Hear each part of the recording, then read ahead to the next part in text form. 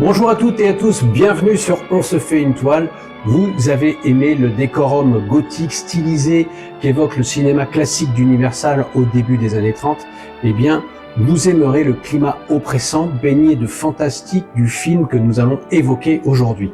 Ambiance surnaturelle et jeu d'ombre, où les pleurs des spectres se perdent dans les ténèbres indistinctes de la demeure majestueuse et envoûtante. On se plonge sans plus tarder dans l'univers de la falaise mystérieuse.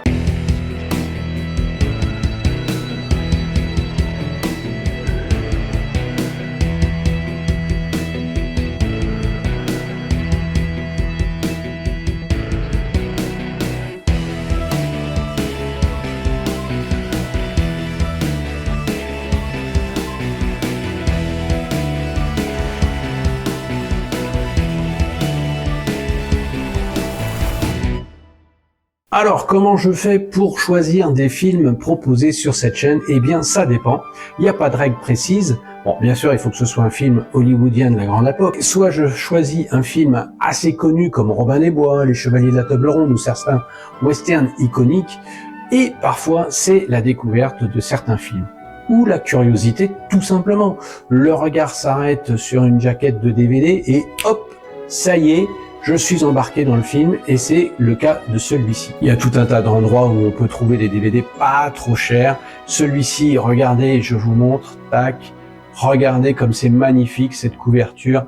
Eh bien, je ne pouvais pas résister. Comment j'aurais pu résister à choisir ce film? Je l'avais déjà vu il y a quelques années, mais alors complètement oublié. C'est un film réalisé en 1944 de Lewis Allen avec Ray Milland, que vous devez connaître, Ruth Hussey et Donald Cripps pour les interprètes principaux. Ensuite, j'ai vu dans ce film, ou en tout cas dans sa jaquette, quelque chose qui m'a fait penser à Antise, ou même à La Maison du Diable, ou même encore aux Innocents, qui viendront d'ailleurs un peu plus tard.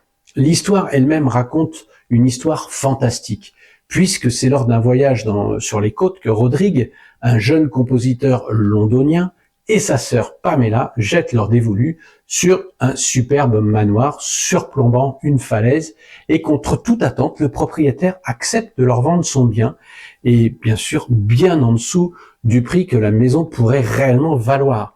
Mais à peine sont-ils rentrés ou installés dans cette maison que le calme apparent est troublé par des inquiétants sanglots de femmes. Et après quelques investigations, ils ne tardent pas à comprendre que derrière le prix bradé donc de cette vieille demeure se cache un lourd secret de famille. This is the voice of the uninvited.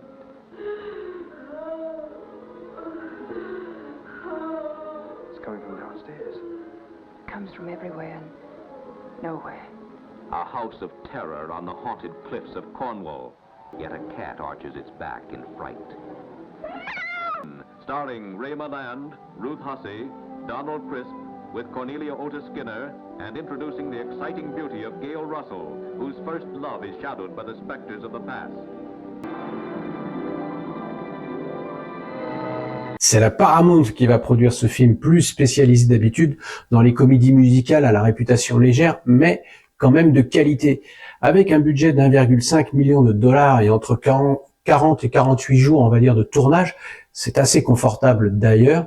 Ici, l'objectif recherché est de contrecarrer la vague des films d'horreur féeriques de la RKO, sous l'impulsion, bien sûr, de Jack Turner. Nous avons déjà mentionné La Féline sur On se fait une toile, mais on peut aussi parler de Vaudou, de L'Homme Léopard.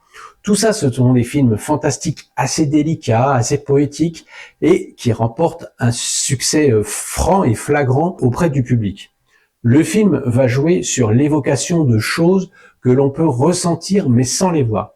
Et la représentation des fantômes a été imposée par la Paramount à son réalisateur, qui n'en voulait pas lui. D'ailleurs, la censure anglaise a coupé l'apparition des fantômes lors de sa sortie en Angleterre. En effet, Lewis Allen jouait plutôt sur le côté invisible, les parfums, l'odeur du mimosa, la perception que pouvait avoir le chien, par exemple, ou le chat, sur une entité négative, la température de certaines pièces qui descendent drastiquement. Le cœur de la maison est froid et il veut nous le faire ressentir. Bien naturellement, tous ces stratagèmes ont déjà été repris bien maintes fois au niveau du cinéma d'horreur, le froid, etc., les bruits, les odeurs, tout ça. Mais là, c'est quand même assez innovant, on est en 1944, je vous le rappelle. Le film est tiré du roman irlandais de Dorothy McCardle, tradition littéraire usant des vestiges du passé qui traverserait le temps à travers divers lieux, les maisons hantées. Ici, le ton du film est léger, il accentue d'ailleurs le côté angoissant, comme le cri de la gouvernante. C'en est un parfait exemple. Un cri, la musique, la porte qui s'ouvre à la volée et la pénombre qui s'éclaire sous les traits d'une lampe électrique.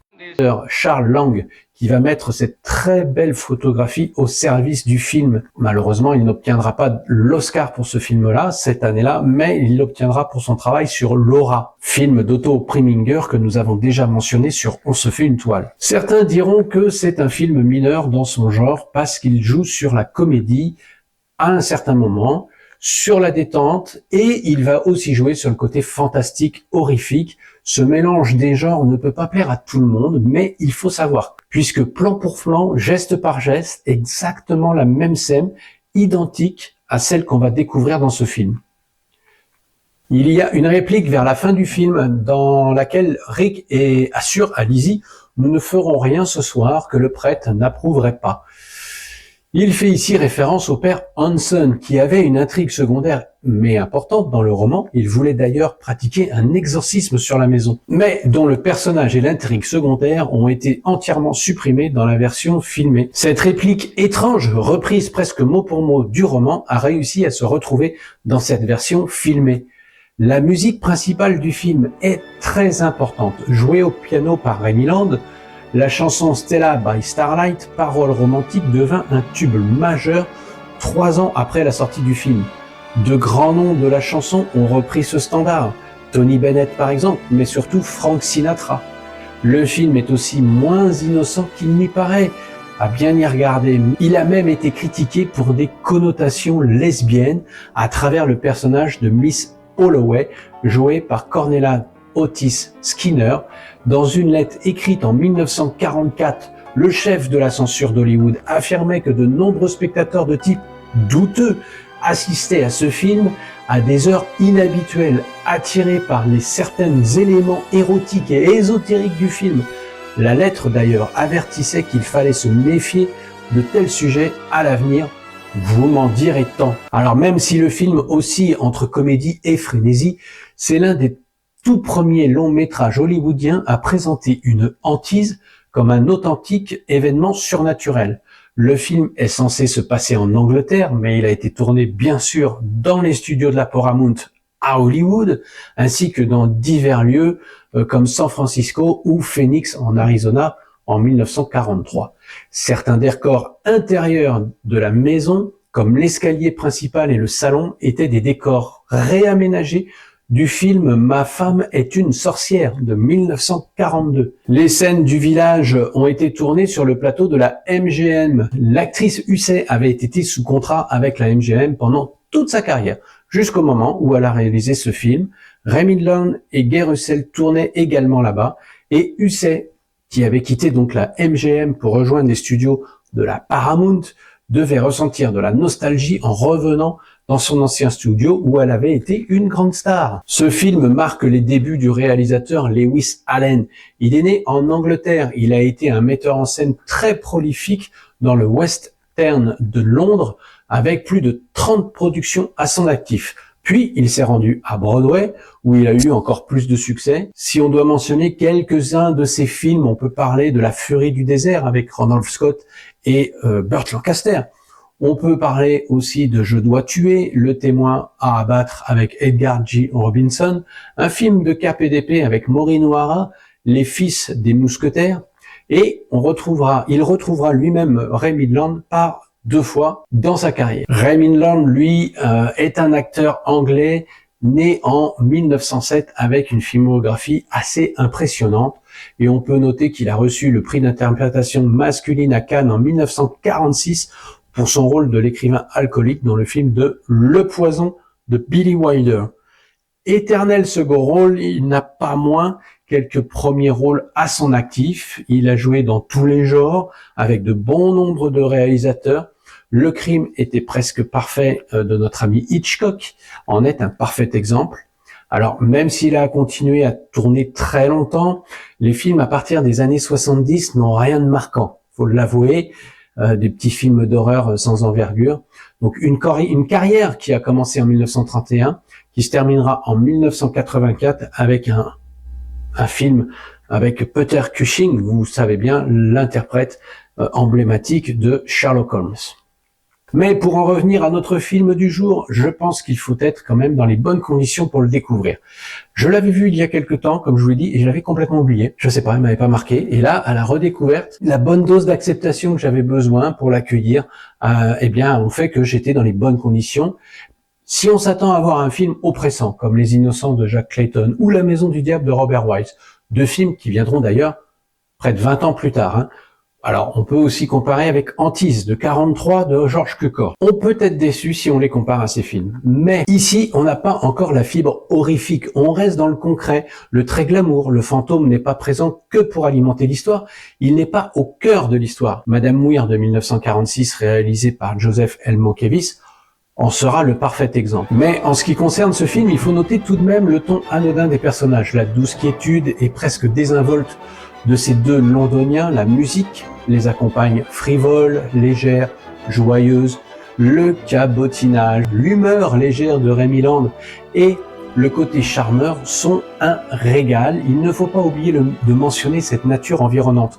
Tour de force, car il n'y a que très peu de plans de cette terre sauvage. Et enfin, la maison toujours grandiose et cette fois très lumineuse avec un escalier magistral où Milland aimerait glisser comme dans son enfance. Naturellement, la tournure des choses va prendre une autre direction. Toute cette petite maisonnée va subir les affres de ces revenants inquiétants, juste ce qu'il faut. On joue sur les bruits, les ombres, les pleurs, et c'est suffisant pour que cela fonctionne. L'équilibre délicat entre la comédie et le film d'angoisse est relativement bien construit. Naturellement, la confrontation finale est très légère, mais ça passe. Alors, il ne faut pas venir ici pour le côté cartésien de l'histoire. Il y a beaucoup de points qui vont trop vite, comme ce docteur qui sort de nulle part et qui devient presque l'ami intime du couple, frère et sœur, et qui les aidera dans leur quête sans réellement savoir pourquoi. Mais le principal n'est pas là, je vous le dis. Les défauts, il y en a, c'est sûr, mais l'ambiance, la joie communicative de Milland et les petits effets fantomatiques ont vite gagné le spectateur que je suis. C'est une très belle découverte. Maintenant, c'est à vous de juger, hein. Voilà, pour conclure, je dirais que La Falaise Mystérieuse s'inscrit donc à la croisée de plusieurs styles typiques de son époque. Envoûtant, suggestive, comédie, fantastique, film policier gothique. Il peut sembler inégal parfois et souffre peut-être de certaines ruptures de ton. Mais l'ensemble est néanmoins sympathique et constitue un très agréable divertissement fantastique, bénéficiant des qualités que l'on attend d'un film sortant d'un grand studio hollywoodien. Et pour terminer, une musique, la musique que j'ai déjà mentionnée, assez prenante. D'ailleurs, elle me fait penser, moi, au thème de Casablanca. Voilà, c'est tout pour aujourd'hui. J'espère que je vous ai appris 2-3 petites choses sur ce film, que je vous ai donné envie de le voir surtout, parce que c'est ça l'idée.